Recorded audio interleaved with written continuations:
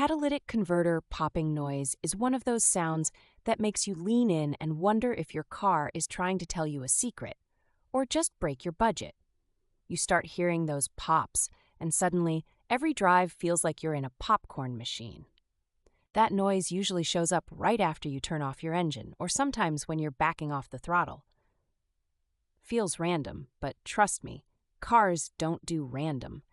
9 times out of 10, it's a tiny whisper of trouble brewing with your exhaust system. The most common culprit is excess unburned fuel igniting in the exhaust. When the mixture is just a little too rich, the catalytic converter gets to play after party, lighting those leftovers and letting off that pop you hear.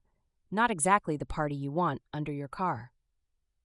Not all popping noises mean doom, but if you count more than 2 or 3 per drive, consider that a red flag. Engines dumping extra fuel aren't just noisy, they kill your gas mileage. EPA says a car with a fuel issue can blow 15% more fuel than normal. If you just replaced your spark plugs or maybe tinkered with your car's timing, those fresh adjustments can sometimes cause popping too.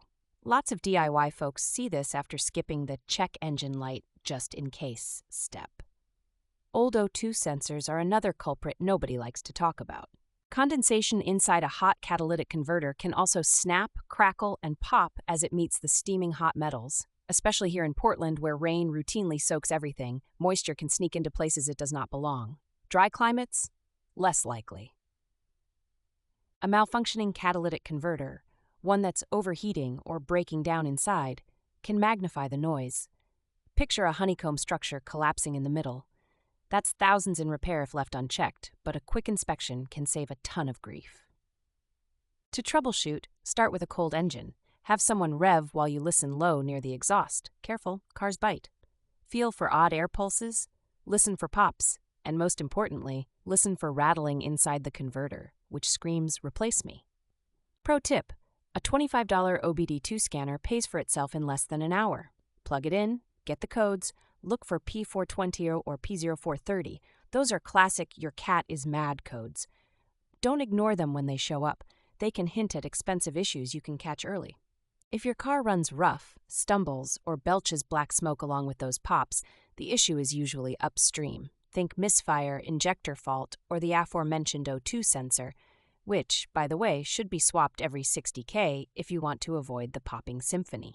Some folks like to ignore these sounds, but once the converter gets clogged enough, you'll lose up to 30% of your power.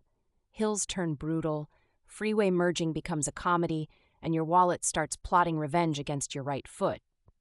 Skip the guesswork. A pro mechanic can run a catalytic converter temperature test, point a thermal gun, $50 Amazon, and if you see a difference of over 100 degrees Fahrenheit from front to back, it's time to start looking for a replacement.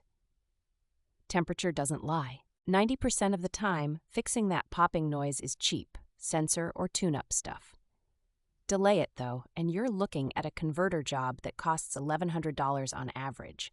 Trust me, you want to catch this while it's still just an annoying noise and not a financial crisis.